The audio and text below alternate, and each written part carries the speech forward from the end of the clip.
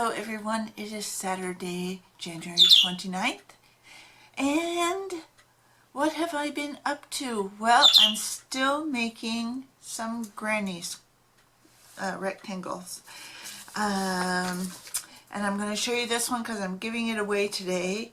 I think in my last video I had said, I had mentioned that there was a guy that's living at the house that we will be living at soon. And he's just there kind of keeping watch over everything. Shh! Hey. And I have 3 granny rectangle blankets already made.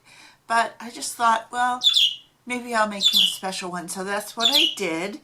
And so let me show you. It's a little bit bigger than the other ones. Let's see. Get this. Okay, so I will take a picture of him holding it up and I will put it in just a moment. So let me just show you. Okay, so this has got a lot of purple in it and some blues.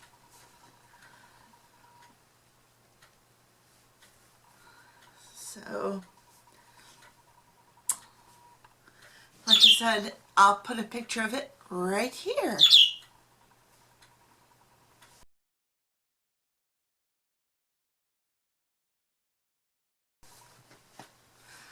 Okay, so I can put that one away.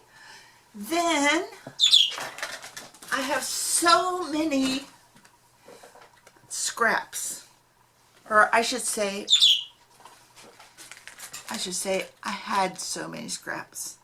I decided I would make a scrap granny rectangle to try to get rid of some of my scraps. Now, I don't necessarily consider something this size a scrap, but when you have little tiny bits and bobs of yarn, putting them into a scrap granny is a great way to get rid of them. So I've been working on, this is not finished, but it's really close to being finished.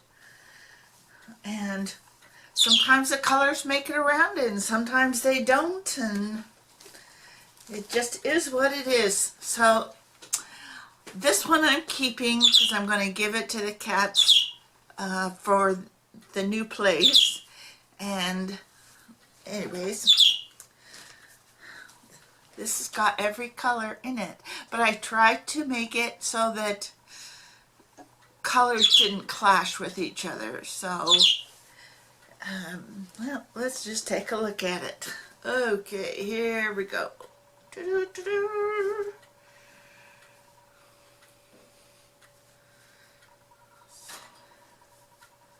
So, anyhow, I'm very close to being as far done with it as I wanted. And last night I was thinking, oh my gosh, I'm out of scraps now, what am I going to do? And so I was going through a couple of bags of projects that I have right next to my desk, and I found little projects that I had started that I knew I was never ever going to finish. So I frogged them and put the yarn into the blanket. So I don't have any more little projects that are half done. I even had a couple sample willow squares. I don't know if you've ever made the willow, but I did a willow blanket, oh, I don't know, like a year ago. And so I said, what am I holding on to these sample squares for? So I frogged them and put the yarn back into this blanket. So we are about to head out to the house, and I'll see what's going on out there. I'm back. We haven't gone to the house yet. We leave at 12:30, so I have a little bit of time. And I was thinking, okay, we got to talk about stocking up. Not hoarding. There's a difference between just being prepared for an emergency and hoarding. Hoarding are those people that a couple years ago when we had that toilet paper shortage and they were hoarding tons of toilet paper. Like, I think food's more important than that much toilet paper. You know, but to have a well-stocked pantry that can feed you for 3 to 6 months, if you could not get a lick of food anywhere else, that's what you need to work towards. 3 to 6 months of food, more food than that if possible. So one thing that I decided recently was to get a couple of containers, one for flour and one for rice. And I don't know if you've ever ordered anything from Chewy.com, which is all pet food stuff, but they have a couple of they have this one container that will hold 50 pounds of dog food. Well, if you know 50 pounds of dog food, that's really bulky. So I thought, well, for sure that would hold 50 pounds of flour. So they're on sale. I'm going to post a link below. I don't know how long that sale is going to last, but they are $37 each, and you have to buy $50 worth of stuff to get free shipping. But I bought 2, so I was good. And I happen to have like 2 10-pound bags of flour and then a 25-pound bag of flour, and I put just the whole bags inside the container, and I still had room. So I think that for flour it would probably hold, say, 60 to 75 pounds of flour. And now I have to find a little dolly to put it on so I can just wheel it around, because it would be too heavy to lift. But that's an idea. Get some of those things for long-term storage for your bulk items, because there is going to come a day, and it's coming down the pipe very soon, when a lot of food is just not going to be available. And thankfully, at the house we're moving to, the people left behind this 25-pound bag of rice that was unopened, plus 2 boxes that are 20 pounds each of lentils. And well, the wife was Filipino, so I'm assuming that was more part of her diet. And I have a bunch of lentils, but I wasn't anticipating 40 pounds worth. But I'll eventually get through them. But you know, you need to think about also, when you purchase food for your pantry, don't just purchase willy-nilly. Make sure you purchase, this is the most important thing, purchase things that you know you will eat. Not just the things that, oh, this is cheap, this is a shelf filler, but things you know you will eat. So there are different categories of things that you should have, from your paper products to your toiletries. You might want to have, 6 months supply of your soaps and shampoos and whatever else you need for toiletries. And then when you get into like your canned foods, you want to have those in different categories as well. You have your vegetable category, and you make sure you have fruits too in your canned goods. Anything from, like canned peaches to applesauce to cranberry sauce, whatever. You also want to make sure that you have canned meats. Everything from canned tuna or canned chicken to canned fish to corned beef, or just make sure that your categories are covered so that you can have a variety of things to eat. Also make sure that you have a lot of pasta on hand.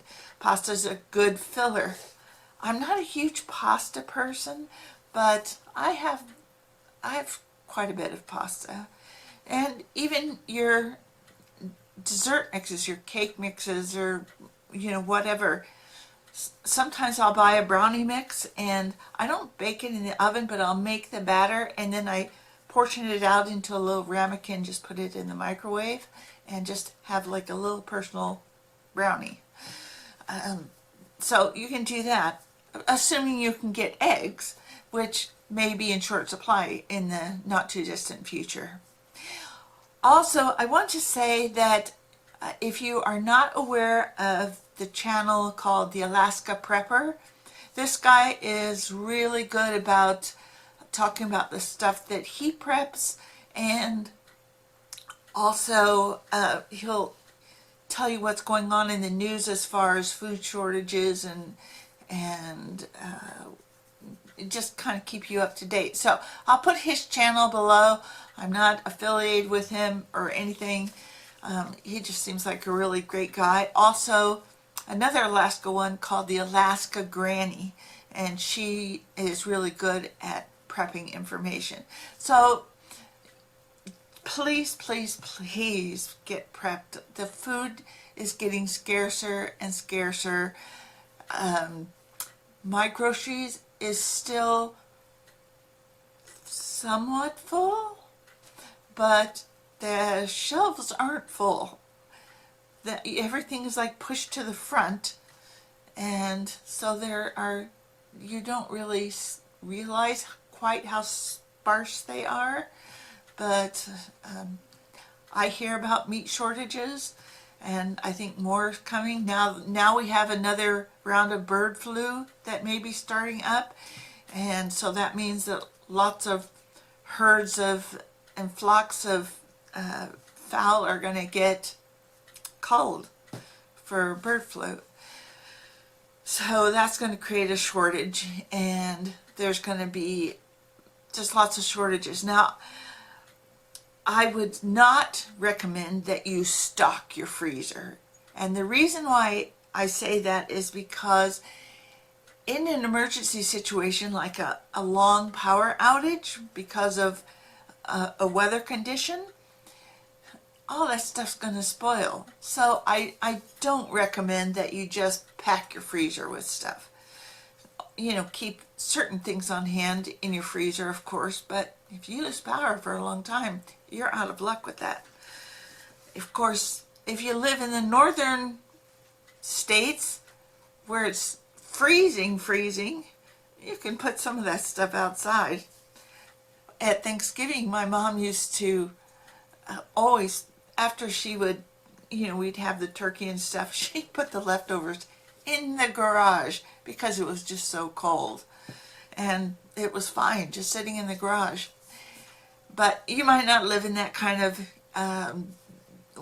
situation, so anyway, just don't overstock your freezer, because there's just no need to do that, and you could be caught short in an electrical outage. So just get what you need every time you go. Pick up a few extra cans of stuff that you know you'll eat, and let's just keep looking out for each other and just being helpful. Also, make sure you stock up on coffee if you're a coffee drinker, because the coffee prices are going to soar. There was a lot of environmental damage to the coffee crops coming out of Brazil, and so towards the end of the year the prices are going to spike. I mean, I've already seen a 25% increase. And speaking of 25% increases, the Dollar Tree is now should be called the $1.25 tree, because your dollar buying power there is not going to be as good. So, and I don't ever recommend buying food from the dollar store anyways. Not that there's anything wrong with it, but they are smaller portions, and you just don't get as much bang for your buck as you do at the regular grocery store. So just keep that in mind. Watch the sales, stock up. If like your local Kroger has spaghetti sauce on sale, you can get it. Like, mine recently was, I think, 4 for $5. I just bought $5 worth. Whatever you need, just go do it. And also, let's see, get some containers You can get them at Walmart, you can get them on Amazon, you can get them sometimes at your grocery store. This happens to be a former M&M container, and I bought 3 things of quinoa and put it all in here. So recycle your jars, put certain dry goods in them. I have one on the shelf over there for barley and another one for little macaronis. And I have them for popcorn and just whatever, but get containers, put your dry goods in those, and just label everything. Have a really beautiful pantry. Okay, that is what I have to say for this moment, and I will talk to you when I get back from the house. Well, I'm back. It's later in the same day, and we did go out to the house. And okay, go on. And plants are dying. They're just dying. And I've just sort of given up. There's nothing I can do about it. We don't live there yet. And the people that are working on the house, you know, they're not hired to water the plants. And so there's just nothing I can do. Anyhow, I wanted to get back to the subject of stocking up. Now, you've probably seen commercials for those places like For Patriot Supply and things of that nature, where you can get those containers with food, long-term storage food for like 25 years, and they'll like say, okay, this is a 3-month supply for one person. If you want to get those, that's fine. And I don't have any of those kinds of things. The thing with those is, if you dig into them, you have to keep to the exact portions that they say for a meal, or you're going to blow through your food really fast. But you know, they're handy, certainly, if you're in an emergency situation, but try to have other kinds of emergency food. That would maybe be great if you had to bug out. You know, maybe you live in Florida, you have to, you got a big hurricane coming and you gotta just throw stuff in your car and get out. You know, maybe that would be helpful for something like that, but basically, you know, those people that buy that stuff, I don't know. I'm not against it, it's just not for me. I don't see a point to it. And unless you live in a difficult area like that. So, what else? I had some other stuff to say about that. But the important thing is that you do stock up, you do build your pantry, and make it full. In fact, make it kind of overflowing. It's better to have a little too much than not enough. For example, hold on one second and I'll show you. Okay, for example, which I said earlier, coffee. This is not, I'm going to show you a brand. This is not the brand I normally buy, because my brand got really expensive. It's a little, I think 10-ounce can, 8-ounce can. It went up to $8 a can. I said, nope, can't do that. Because I can buy this big 48-ounce can. I don't normally drink the classic, but this was like under $10. So a much better deal. I got now 4 of these. That should last me a long time, because I only make a pot of coffee every 3 days. So I think that'll last me for sure for the rest of the year and well into next year. And things are not getting any better. So please get yourself prepared for a long haul. The grocery store shelves are not going to be filling up. You know, I've even heard that there is a problem with farmers getting fertilizer. There's one particular kind that they use, they just can't even get it, which means problems with having crops. Now, I know that China has 3/4 of the world's corn supply. Now, most of the corn that's grown is not grown for human consumption, it's grown for cattle. But if you don't have enough corn for the cattle, then you've got to cull the cattle, which means, anyways, so if you don't have enough to feed the cattle supply in the country, then they're going to be culled. There's not going to be enough of that to go around. See, okay, had to make her get down. So it's a chain reaction that comes in various parts. So just be prepared and know that you need to stock up. Please stock up. Little word about the crochet. I did not get a picture of the guy that I gave that Afghan to. And I've just broken into another stash, and I have a few balls of yarn.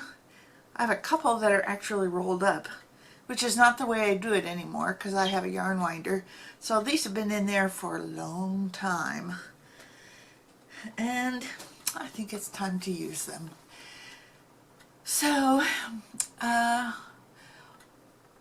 also, I don't think I'll be doing the spring fling starting February 1st, because if you haven't seen her video, Valerie at Valerie's Cuddly Cat Crochet, has to take a little break from crocheting.